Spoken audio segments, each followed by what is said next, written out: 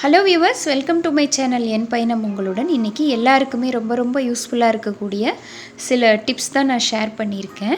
நம்ம nail cutter எல்லாமே இந்த மாதிரி துருப்பிடிக்க வாய்ப்பு இருக்குது இல்லையா? அப்படி துருப்பிடிச்சிருந்ததுன்னா அதை நல்லா வினிகரில் ஊற வச்சு ஓவர் நைட் விட்டு பார்த்தோம்னா இந்த மாதிரி ஆகிடும். ஸோ இதையே நல்லா ஒரு பழைய ப்ரஷ் வச்சு நல்லா தேய்ச்சி க்ளீன் பண்ணிவிட்டு மெழுகுபத்தி லைட்டாக தேய்ச்சி நம்ம டிஷ்யூ பேப்பரில் ரோல் பண்ணி அதை ஸ்டோர் பண்ணிக்கணும். ஏன்னா இந்த மாதிரி துருப்பிடிச்ச நெயில் கட்டரோ இல்லை சிசரோ நைஃபோ யூஸ் பண்ணோம்னா அது ரொம்பவே இன்ஜூரியஸ் நம்மளோட ஹெல்த்துக்கு.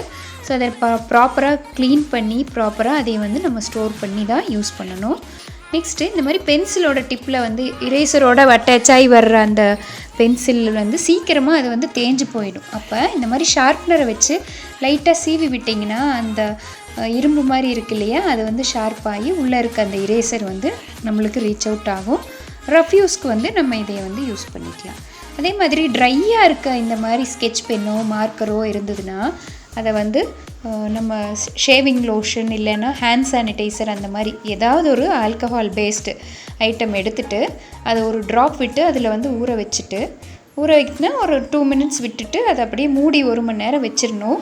அதுக்கப்புறமா நம்ம அதை எடுத்து எழுதி பார்த்தோம்னா தெரியும், நல்லா நம்மளுக்கு எழுதுறதுக்கு வரும். ஸோ பார்த்திங்கன்னா இது ப்ரௌன் கலர் நான் எழுதியிருக்கேன் பாருங்கள். ஃபஸ்ட்டும் அதுக்கப்புறமும் நல்லாவே நம்மளுக்கு அந்த இங்க் எல்லாமே கிடைக்கும். ஸோ ட்ரை ஆகிற அந்த மாதிரி கேப்பை நம்ம இப்படி யூஸ் பண்ணலாம். நெக்ஸ்ட்டு பார்த்திங்கன்னா மூடி சீக்கிரமாக கலண்டு வந்துடும் இல்லையா, அந்த மாதிரி ஸ்கெட்ச் பென்க்கு லைட்டாக மெழுகுபத்தியோ இல்லை சாக் பீஸோ தேய்ச்சி விட்டுட்டோம்னா அந்த மூடி சீக்கிரமாக ஓப்பன் ஆகி வராது. சின்ன துண்டு பென்சில் நிறையா இருக்கும். அதை வேஸ்ட் பண்ணாமல் இந்த மாதிரி கேலண்டரில் ஜஸ்ட் ஒரு கார்னரில் ஸ்டாப்பிள் பண்ணி விட்டுட்டோம்னா மார்க் பண்ணுறதுக்கு ரொம்பவே வசதியாக இருக்கும். அடுத்தது இது பார்த்திங்கன்னா நேச்சுரல் பாடி ஸ்க்ரப்பர், இஞ்சா பிளான்ட்டோட அந்த நார்னு சொல்லுவாங்க. இதை பூஜா ஸ்டோரில் வாங்கி வச்சுட்டு நம்ம குளிக்கிறதுக்கு ஆயில் பாத் எடுக்கும் போது யூஸ் பண்ணலாம். ரொம்பவே நல்லது ஸ்கின்னுக்கு.